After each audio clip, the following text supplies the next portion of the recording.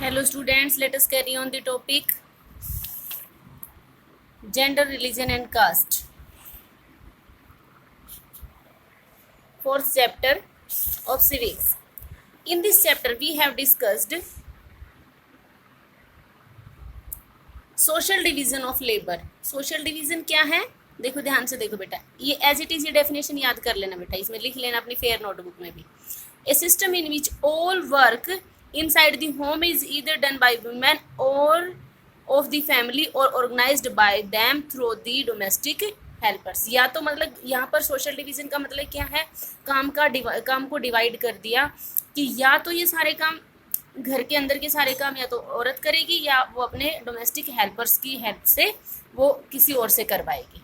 ठीक है, तो ये स्टार्टिंग से ही हमारे इंडिया में है कि भाई जेंडर बेस्ड मतलब जेंडर बेस या सेक्सुअल डिवीजन ऑफ लेबर हमारे इंडिया में हर एक फैमिली में, most of families of India में क्या है बेटा, लेबर को डिवाइड कर रखा है. जैसे घर के अंदर की, आपके घर में भी ऐसे ही होता होगा, घर के अंदर के खाना बनाना, झाड़ू पोछा, सफाई का काम, सारे काम लेडीज करती है, जबकि घर से बाहर का काम जेंट्स करते हैं. ये स्टार्टिंग से ही चला आ रहा है. ठीक है, हाँ. अभी इसी में हमने कुछ और भी जैसे पढ़ा कि भाई इस तरह की पॉइंट्स, जब बहुत ज़्यादा डिस्क्रिमिनेशन बहुत बड़े लेवल पर होने लग जाए डिस्क्रिमिनेशन, तो वहाँ पर वो फेमिनिस्ट मूवमेंट स्टार्ट हो जाते हैं. फेमिनिस्ट मूवमेंट, फेमिनिस्ट का मतलब क्या है बेटा, फेमिनिस्ट की डेफिनेशन यहाँ दे रखी है, देखो ग्लोसरीज में. ठीक है, फेमिनिस्ट ए वुमेन और a man who believes in equal rights और opportunities for women and man.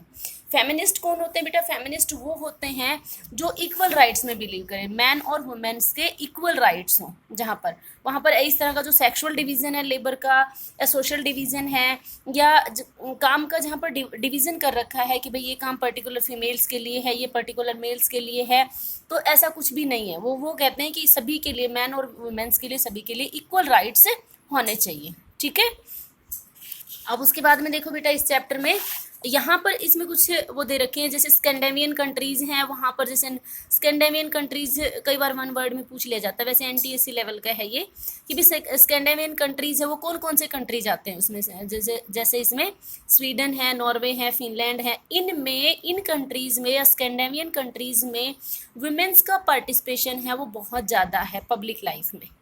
ठीक है, जबकि हमारे इंडिया में बहुत कम है, बहुत ही ज़्यादा कम है, क्योंकि इंडिया हमारा क्या है, अभी भी देखो, in our country women still be much behind man despite some improvement since independence. हालांकि इंडिपेंडेंस के बाद में कुछ इम्प्रूवमेंट हुआ है, बट अभी भी हमारे इंडिया में क्या है, still is male dominant society. Male dominant society को क्या कहते हैं बेटा, पैट्रियार्कल सोसाइटी. पैट्रियार्कल सोसाइटी की डेफिनेशन दे रखी है बेटा यहाँ पर.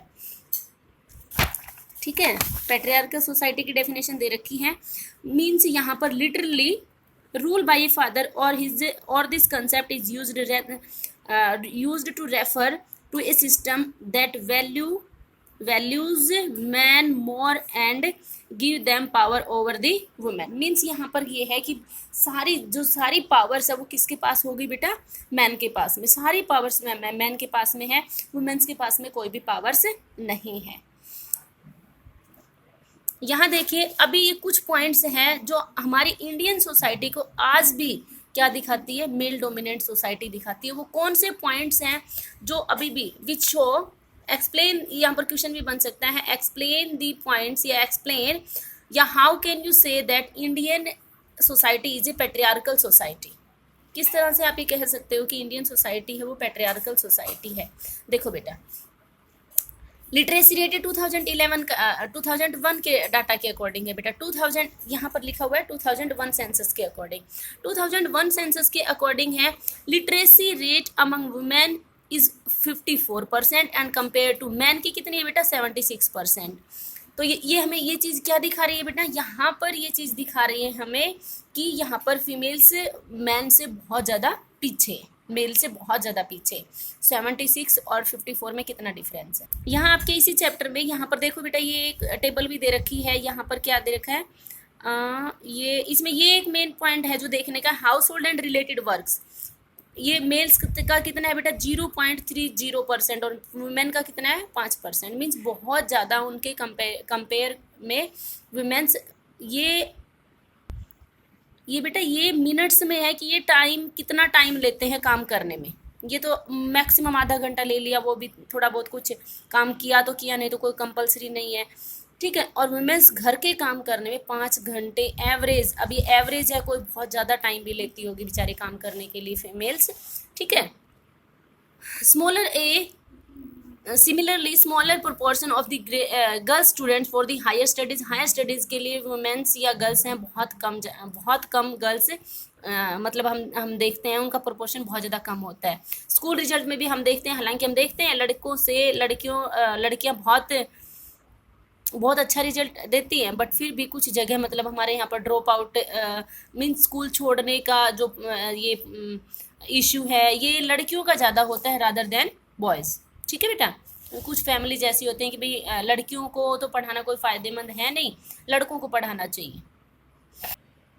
नेक्स्ट यहाँ पर देखो बेटा, no wonder the proportion of the womens, यहाँ पर हाईली पेड जो जॉब्स है ना बेटा, हाईली पेड, वहाँ पर वुमेन्स आज भी बहुत ज़्यादा कम है, बहुत ही ज़्यादा कम है।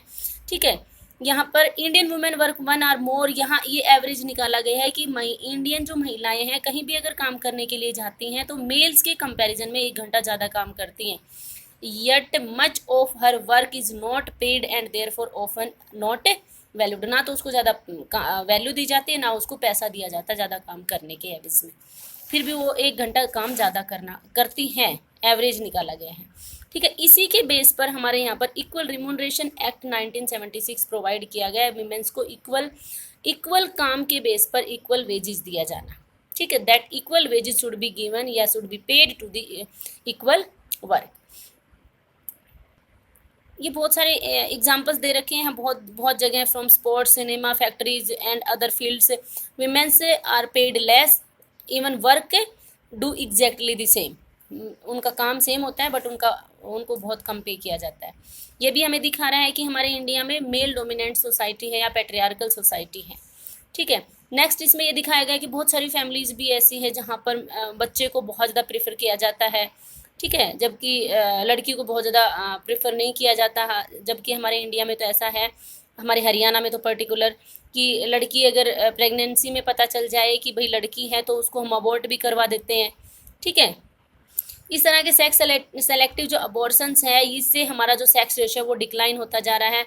अभी हमारे इंडिया में गर्ल जो बच्चे हैं उनमें चाइल्ड सेक्स रेशियो है हमारे इंडिया में, वो डिक्लाइन हो रहा है, और वो कितना है बेटा, 919 इंडिया में according 2001 census, which is very low. Next उसमें देखो बेटा, तो ये सारी चीज़ें हमें क्या दिखा रही है कि हमारी इंडिया है, वो इंडिया क्या है, एक पैट्रियार्कल सोसाइटी है। यहाँ पर वुमेन्स को बहुत ज़्यादा सपोर्ट नहीं किया जाता किसी भी फील्ड में। यहाँ तक कि वीमेंस तो अपने घर पर भी सेफ नहीं है, उनके साथ में वहाँ पर घर पर भी हरासमेंट, बीटिंग, मतलब लड़ाई झगड़ा उनके साथ में, डोमेस्टिक वायलेंस उनके साथ में, उसके तरीके अलग हो सकते हैं बट बहुत ज़्यादा सफ़र करती हैं इंडियन वुमेन्स। ठीक है, अब उसके बाद में हमें देखते हैं वुमेन्स पॉलिटिकल रिप्रेजेंटेशन, वुमेन्स का पॉलिटिकल रिप्रेजेंट, इसमें हम कुछ पढ़ने से पहले एक बार ये देखते हैं, ये टेबल देखते हैं।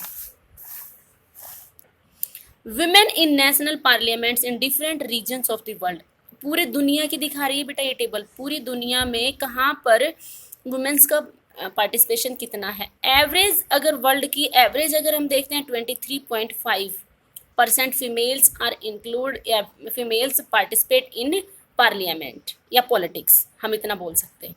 ठीक है, अब यहाँ पर हम अगर देखें तो भाई ये नॉर्डिक कंट्रीज है, नॉर्डिक कंट्रीज और स्कैंडिनेवियन कंट्रीज सेम ही है। ठीक है, Scandinavian countries, Nordic country, American, Europe, sub Saharan Africa, Asia, Arab states, Pacific और इंडिया। देखो कितना ज़्यादा, मतलब इंडिया कितने लास्ट में है, कितना उसमें फीमेल्स का जो पार्टिसिपेशन है पॉलिटिक्स में वो कितना कम है। ठीक है, ये डेवलप्ड कंट्रीज़ हैं, वहाँ पर पॉलिटिक्स में वुमेन्स का पार्टिसिपेशन बहुत ज़्यादा है। ठीक है, इसमें हम कुछ पॉइंट्स देखते हैं। देखो हमारे इंडिया में जो 17th आपकी लोकसभा इलेक्शंस हुए 2019 में, उसमें टोटल हमारे जो लोकसभा में जो वुमेन्स है वो 78 है टोटल। कितनी है? 78। टोटल कितनी सीट्स हैं बेटा? 540। टोटल 543 सीट्स में से वुमेन्स कितनी है? सिर्फ 78, जो टोटल सीट्स का केवल 14.6% है इंडिया में। ठीक है, एक बार 2014 में ऐसा हुआ था कि ये 12% के आसपास चली गई थी लोकसभा में, जो 90 टोटल काउंटिंग में तो अगर हम देखते हैं तो 90 थी, जबकि परसेंटेज में वो 12% थी 2014 में। बहुत ज़्यादा मानते हैं, इससे ऊपर तो कभी गई नहीं है। अभी इसी रेशो को अगर हम देखते हैं तो हमारी हरियाणा जो असेंबली है, ये लेटेस्ट डाटा है बेटा, हरियाणा की असेंबली में केवल 9 महिलाएं हैं। हरियाणा में असेंबली सीट्स कितनी है बेटा? कितनी है? 90 में से 9 वुमेन्स है, जो केवल 10% है। शर्म की बात है। और हरियाणा तो अपने आप में बहुत ज़्यादा डेवलप्ड है। पर कैपिटा इनकम देखिए, यहाँ पर लिटरेसी रेट भी कम नहीं है, तो बहुत आगे है। पर फिर भी वहाँ पर मीन्स विमेंस को बस इतना समझा जाता है कि आप फैमिली को सपोर्ट कीजिए, ना कि आप डिसीजन मेकिंग में इंक्लूड हो। ठीक है, डिसीजन मेकिंग में इंक्लूड नहीं है। केवल 10% फीमेल्स हैं हमारी हरियाणा असेंबली में, जो हमारी फीमेल्स इंक्लूड हैं।